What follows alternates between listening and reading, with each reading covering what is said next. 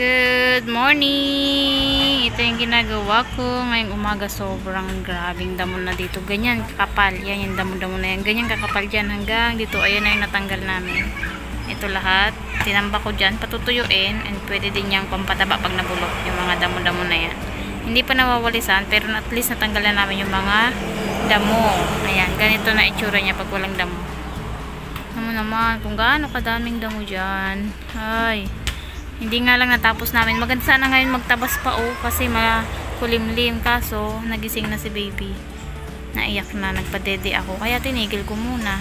Grabe yung pawis ko kanina. As in tagaktak siya lahat. So nagbihis ako ng sando-sando lang. Yung ating damit na pangmalakasan na naman. Pangmalakasan. Kaninang umaga kasi, hindi ko na nga naipakita sa inyo yung before niya. Kasi sana, kaunti lang, doon lang sa may part ng may puno, tatanggalan lang namin ng damo-damo. Eh, sinipag na ako. Dinire-diretso na namin ni Kuya Kiel. Si Jillian nagbabantay kay Bebe. Eh, nung kalahatian na kami, nag-iiyak na si Bebe. Kaya, tumigil na ako. Kasi magpapadede, gutom na siya. Wala pa naman kami isang oras nagtatabas doon. Ang sarap sa pakiramdam. Tapos, ang maganda pa nito, ang bilis lang matanggal nung mga damo kasi mabuhaghag yung lupa. So, isang bunot mo lang, tanggal pati ugat kasama. Hindi mo na kailangan ng itak para magtabas. Bunot lang kami ng bunot ni Kiel. Ang bilis niya matanggal. Tapos, mag-prepare na tayo ng lunch. Ang palaya, lalagyan ko ng itlog, tsaka kung may taba doon, kukuha tayong taba. Tsaka maraming kamatis, sibuyas, bawang. Ulam natin ngayong lunch. Si Umboy, dito ulit yung kakain. Tama na siguro itong isa. Hindi naman mahilig sa ganito yung mga batuta. Tama na isa. Singin na lang tayo doon ng sabaw. Sa kainan. Sabaw-sabaw. Para may pang sabaw tayo. Hindi ako pwedeng laging tuyo ang ulam. Yung tuyong-tuyo. Walang sabaw. Kasi nauubusan tayo ng milk pag yung tuyo ang ulam natin. Natutuwa ako sa natanggalan namin ng damo sa likod. Sobrang linis na. Ay, sana matapos na to lahat. Kunti na lang bukas ng umaga ulit or ay mamayang hapon kapag natulog ulit si Bebe. Lilinisan ulit natin. Ang ganda kaya pag nalinisan tapos wawalisan mo. Sobrang grabing kalat. Ang dami pa doon sa part na yun. Marami pang aalisin. Ayan. Ayan ay lahat ng nalinis natin. Lahat yan. Tapos dito, ayan na lang ang hindi pa sa part na to. Mabilis na lang yan. Tsaka ito. Ang dami pa. Ito pa nga, Kaso ito mahirap na itong tanggalin kasi kapit na kapit siya, hindi dyan buhaghag may mga bato. Pero dito kasi pure lupa lang na buhaghag kaya ang bilis matanggal ng damo-damo niya. Si Bebe gising na kaya tingnan natin. Taran! Bebe, gising na ikaw! Gising na ikaw! Bebe! Bebe! Nakabili kami ng pugo. Oh, dami. Tuwan-tuwa naman si Jillian. Favorite niya yan Kasi Kuya Kiel. Bumili tayo ng 100 piraso. Actually, panlagay ito sa chop suey dyan sa kainan. Kaso, ang nangyari, pinapapak na ng dalawa. Hindi pa naman kami nag-chop suey. So, ayan. Oh, ang cute. Alam nyo, fresh to. Na egg talaga. Dito lang sa kabilang barangay kahapon, 'di ba? Nagbili tayo nung fishball kahapon. Tapos may dumaan na nagtitinda nito. Sarili nila yung mga pugo na ibon. 200 daw yung pugo nila na ibon. Araw-araw daw nangingitlog. So bumili kami ng 100 piraso for 150 pesos. Tapos itong nanditong itlog to ng kabir ni Umboy. Ngayon, sabi ko bakit ang lambot? Tingnan mo. Oh. Walang shell, Pero paano siya nakalabas na hindi nabasag? Ayun, walang shell. Ang galing. Ang lambot. Ano kaya yun? Parang goma. Ayan, lalagay natin yan sa ampalaya na ginagawa. Tsaka maraming kamatis. Ayan, binabad ko na siya sa tubig with little salt.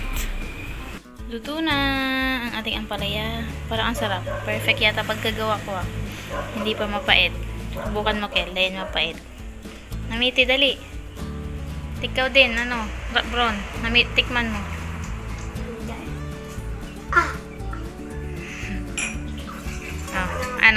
Dae. Perfect. Kakanan na. Kainin mo na yan. Mamaya tayo kakain maaga pa. It's 11 o'clock pa lang. Kainin mo na yan lahat. Kakanan na, Gabox. Merindalan. Ito yung merienda natin. Kutsinta. Gra, ay bro, kainin mo na to. Kakanan na. Tapos lang magluto. So, nasarapan sila. Sarap talaga.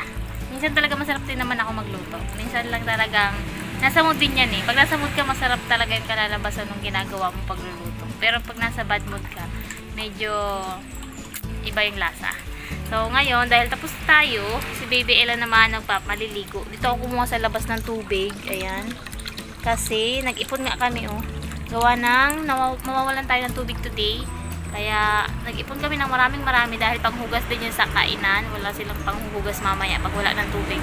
Buti nga ngayon may buhos pa. Pero dito na lang to sa baba.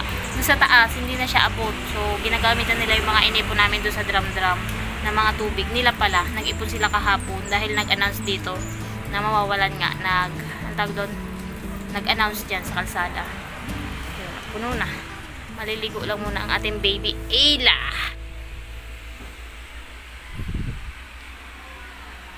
Bulaga! Bulaga! Ang likot-likot. Natutulog si mama eh. Ang likot-likot naman niyan. Ha? Natutulog ako dito sa tabi eh. Bakit ang likot-likot naman yata ng bata namin? Ayan. Ha? Sino ba yun nandun sa camera? Si mama? Saka si baby? Oo. Si mama ba yan? Si mama? Ha? Hala! Hala! Gusto na lumabas? Lalabas na tayo? Lalabas na? Ha? Ha? Nag-iinit na ba ang likod mo dyan sa higaan? Anong ginawa mo? Tayo mo yung sapi natin, no? Oo. Tinan mo yung sapi natin. Ang gulo-gulo na ng sapi natin talaga. Anong ginawa mo? Ha? Oo. Magulong-gulong-gulo na talaga. Grabe. Tara na sa labas. Yehey! Tara. Tara.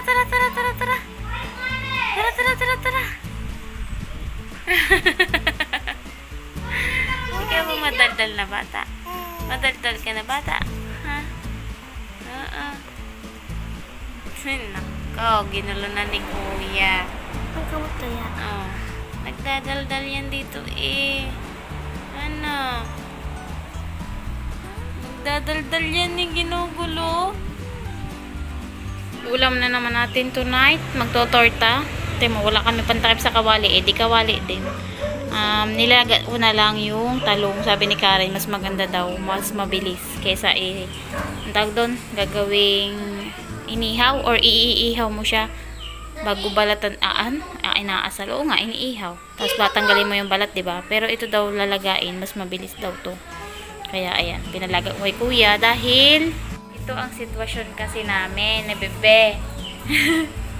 Kaya si Kuya na naman ang gumawa dahil ito ang sitwasyon namin. Oh. Talagang yan. Ano yan?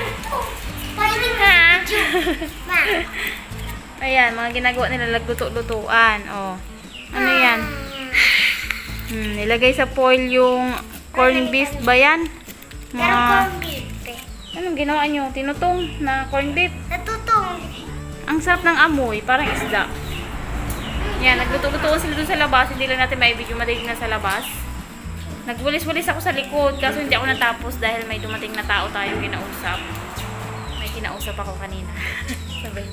Ayan. So, ayan yung sitwasyon namin na naman. Kalong na naman ang aking bibing maganda. Sino bang matangos ang ilong? Ha? Sino matangos ang ilong na bata? Si Karen na magluluto noon dahil ito. Papatulugin ko na to. Tapos, kakain na kami para mamaya tulog na siya, nasa kuna na lang, hindi na magpapakalo. Kaya inaantay ko lang dumating si Karen, maglalaba pa yun. Hindi siya overtime ngayon, di ba? Cashier siya dyan sa taas. Eh, nag-out siya ng 5. Eh, pumalit naman sa kanya yung kapatid ng hipag ko, si Maika. Kaya kaya siya magluluto, tapos maglalaba daw siya mamaya. Maraming gagawin, kaya nag-out na. Asong to. May taga tulak na ng kuna, oh. Si Siso. Siso.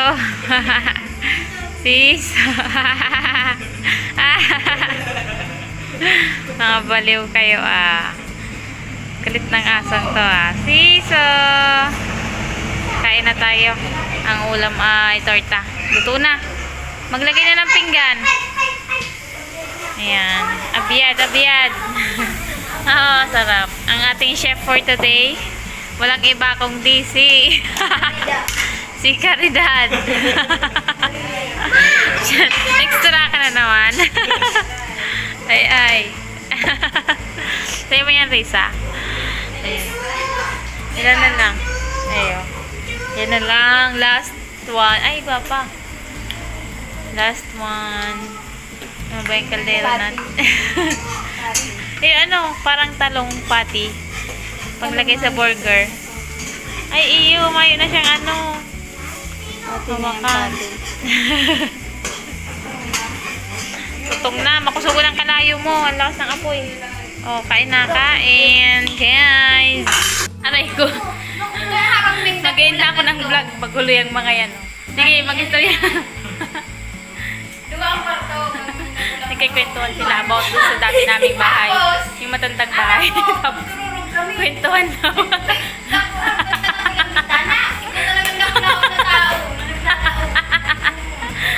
Kaya ito na yung vlog, guys. At nagkikwentuhan pa dito ng horror.